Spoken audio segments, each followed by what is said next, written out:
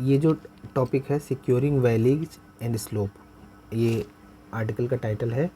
इसमें आपको मेंस में जो हमारा सेगमेंट है डिजास्टर एंड मैनेजमेंट में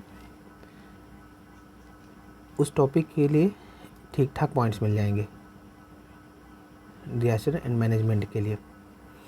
इसमें ये जो राइटर हैं सैयद अता हसनैन, यहाँ पे इनका परिचय, ये पहले फॉर्मर कॉप्स कमांडर थे। ये यहाँ पे NDMA में भी काम किया था इन्होंने। तो ये कह रहे हैं कि भारत में जो मिनिस्ट्री ऑफ होम अफेयर्स है या होम मिनिस्टर, वो कहते हैं कि जो टेक्नोलॉजिकल इंटरवेंशन है, मतलब टेक्नोलॉजिकल इंटरवेंशन डिजास्टर मैनेजमेंट में टेक्नोलॉजिकल इंटरवेंशन या तकनीकी हस्तक्षेप, ये बजवर्ड है। बजवर्ड मतलब कि मूल मंत्र।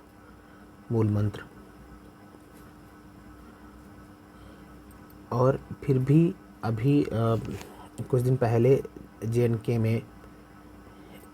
में, पंजाब में, हिमाचल प्रदेश में, उत्तराखंड में, यहाँ पे आपदाओं के कारण बहुत ज़्यादा टोल देखा गया। जैसे फ्लैश फ्लड,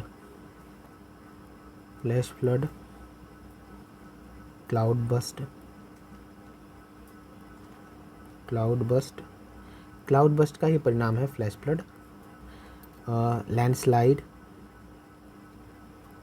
लैंडस्लाइड, ये सब।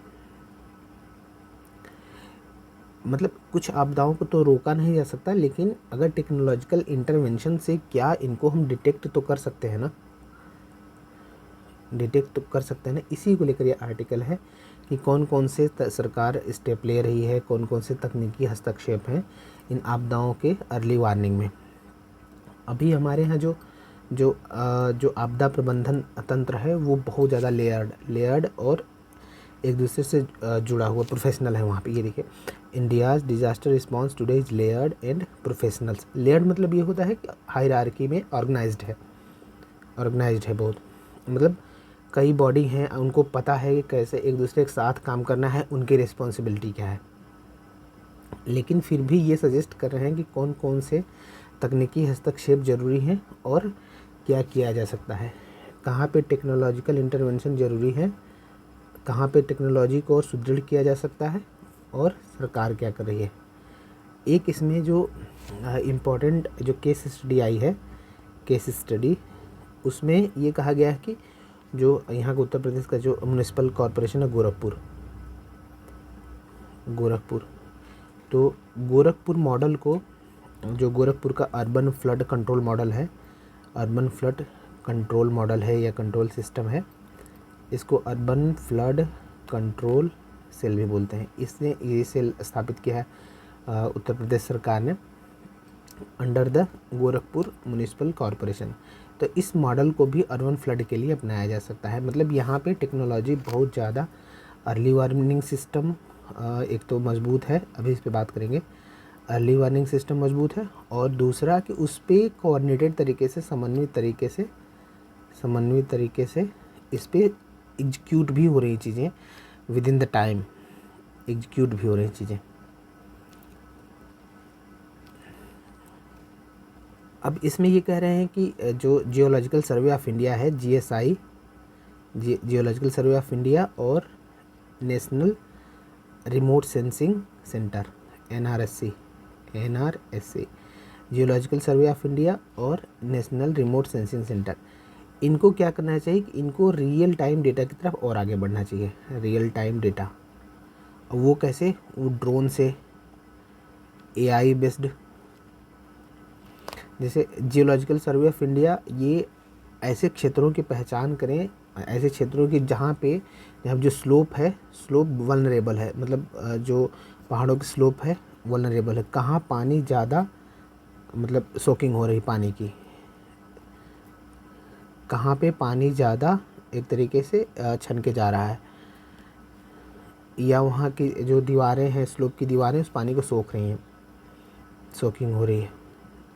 तो GSI जो जियोलॉजिकल सर्वे ऑफ इंडिया है, ऐसे क्षेत्रों की पहचान करे, उसकी मैपिंग करे, स्लोप की मैपिंग करे। इसी तरह जो नेशनल रिमोट सेंसिंग सेंटर है एनआरएससी क्या कर सकता है, ये 24/7 ये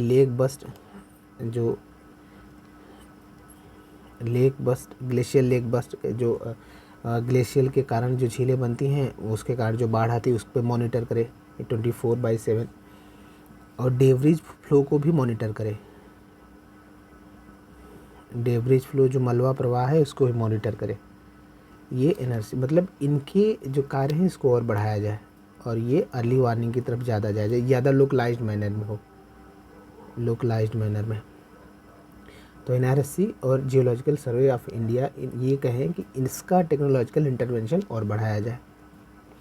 यहाँ पर ये है कि जियोलॉजिकल जो जियोग्राफिकल इंफॉर्मेशन सिस्टम को ये कह रहे हैं कि अब GIS based geographical information based जो मैपिंग है ये ऑप्शनल नहीं, मतलब ये मैंडेटरी हो गई है। ये जियोग्राफिकल इंफॉर्मेशन बेस्ड जो रियल टाइम डेटा है वो मैंडेटरी है। अब इसमें ड्रोन के जो रोल है उनके बढ़े, जो प्रेडिक्टिव रोल, सर्विलांस रोल बढ़े, स्लोप कहाँ पे ज़्यादा अस्थिर हैं, कहाँ पे वल्नरेबल हैं। जैसे इस तरह के जो खड़े स्लोप होते हैं चट्टानों के, वो ज़्यादा वल्नरेबल होते हैं, और ये स्लोप ऐसे होते हैं ये कम वल्नरेबल होते हैं। तो स्लोप मैपिंग करें, कहाँ की चट्टानें ढीली हैं वो मैपिंग करें, रिवर्स, ग्लेशियर्स, इन सब की मैपिंग आर्टिफिशियल इंटेलिजेंस को इन्वॉल्व किया जा सकता है। लोकलाइज जो हाइड्रो में डेटा है, जो जल आधारित डेटा है, उस पर ध्यान दिए जाने की ज़रूरत है। और इन सब से जो फ्लड है उसके फोरकास्ट में या उसके अर्ली वार्निंग में आसानी हो सकती है। क्लाउड बस्ट और फ्लैश फ्लड के अर्ली वार्निंग में आसानी हो सकती है और उसमें ज़्यादा एक्यूरेसी भी आएगी। अब यहीं पे ये बताए हैं कि गोरखपुर का जो अर्बन फ्लड कंट्रोल सेल है उसको रिप्लिकेट किया जा सकता है, उसकी स्टडी इम्पॉर्टेंट हो सकती है।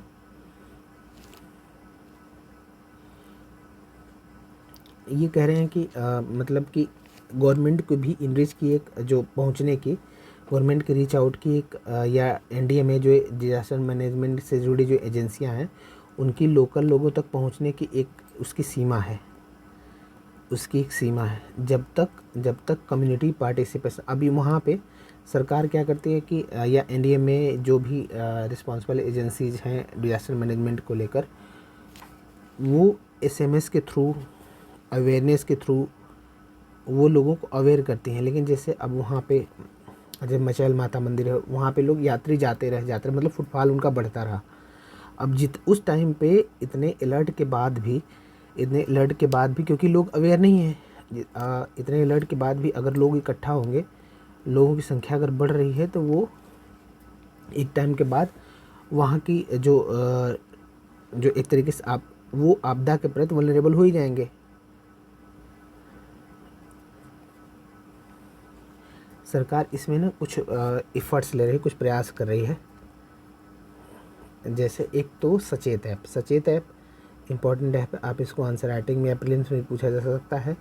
ये मई या 2025 में ही प्रधानमंत्री ने इसको लॉन्च किया था। ये एनडीएमए का है, नेशनल डिजास्टर मैनेजमेंट अथॉरिटी का है सचेत ऐप। इसमें एक तो कई भाषाओं में अलर्ट सिस्टम है, कई भाषाओं में न्यूज़ है, कई भाषाओं में एसएमएस दिए जा सकते हैं अवेयरनेस को लेके, या बाढ़, सूखा, आपदा, चक्रवात, इन सब को लेकर मैसेज भेज सकते हैं या सचेत ऐप के थ्रू जानकारी प्राप्त कर सकते हैं कहाँ पे कौन सी आपदा आ सकती है या दिक्कत हो सकती है सचेत ऐप के थ्रू। दूसरा, एक सरकार की स्कीम है 2016 में आई थी आपदा मित्र, ये भी एनडीएमए का कार्यक्रम है। एनडीएमए ये भी सरकार ने 2016 में, एनडीएमए ने 2016 में लेके आया था। तो इसमें ये कि हम ऐसे कुछ वॉलंटियर चुन रहे हैं, वॉलंटियर्स को ट्रेनिंग देंगे और वो क्या करेंगे, वो आपदा में या उसके पहले प्रिवेंशन के तौर पे उसके पहले लोगों को ट्रेनिंग देंगे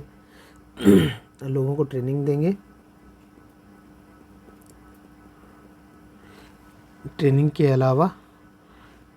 अलावा ये आपदाओं में एक तरह से बिल्ड बैक बेटर वाले रोल में रहेंगे, मतलब हेल्प करेंगे आपदा के दौरान और अवेयर करेंगे, अवेयरनेस।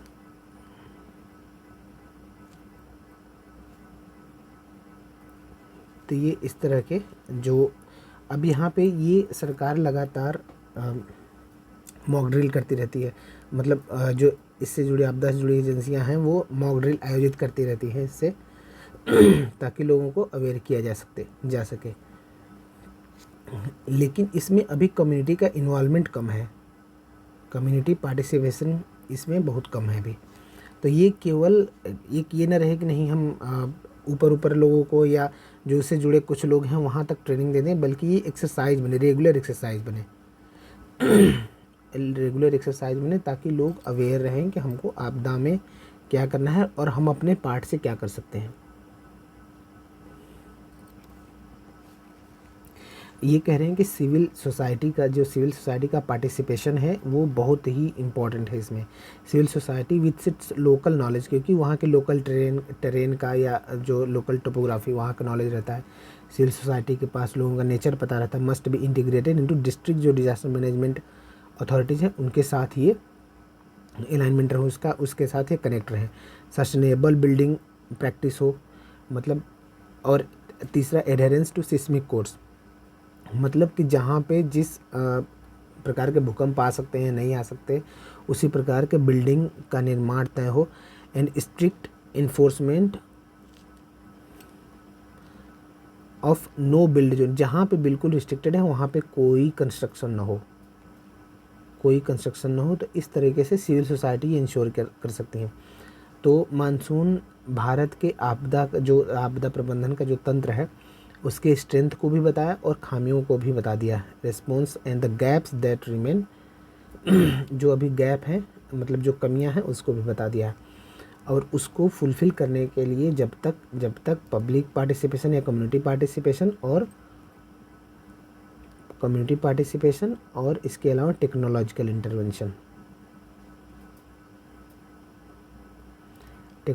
इंटरवेंशन ये जब तक नहीं होता तब तक ये गैप बना रहेगा। थोड़ा सा हम इसमें नेशनल रिमोट सेंसिंग सेंटर के बारे में देख लेते हैं। नेशनल रिमोट सेंसिंग सेंटर, इसका जो पेरेंट ऑर्गेनाइजेशन है वो है इसरो। ये 1963 में बना था, 1963 में। और ये एरियल और सैटेलाइट से जो प्राप्त डेटा होते हैं उसको मैनेज करता है, मतलब उससे डेटा को निकालता है एरियल और सैटेलाइट व्यूज के थ्रू। इसका हेडक्वार्टर हैदराबाद में है। और ये इसका जुरिसडिक्शन जो है वो डिपार्टमेंट ऑफ स्पेस के तहत है, डिपार्टमेंट ऑफ स्पेस।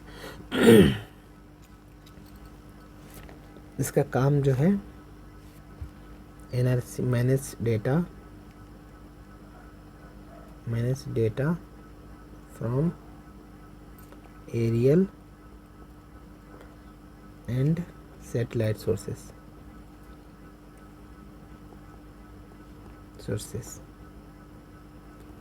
ये एनआरएससी।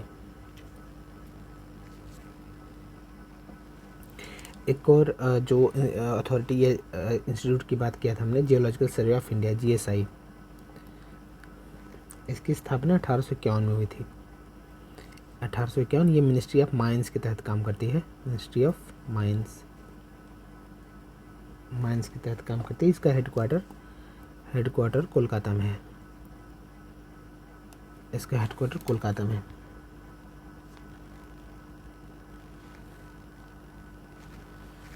तो ये बहुत इंपॉर्टेंट आर्टिकल है। इसमें जैसे सचेत ऐप के बारे, मतलब आपको इतने सारे इनपुट्स मिल जाएंगे कि आप प्रीलिम्स में भी काम आ सकते हैं, मेंस में भी काम आ सकते हैं। ये भी पता चलेगा कि भारत में जो डिजास्टर मैनेजमेंट को लेकर जो अथॉरिटी है या अथॉरिटी है वो किन किन फ्रंट्स पर जूझ रही है या कहाँ पर टेक्नोलॉजिकल हस्तक्षेप किया हो सकता है। तो ये सारे पॉइंट्स इंपॉर्टेंट थे।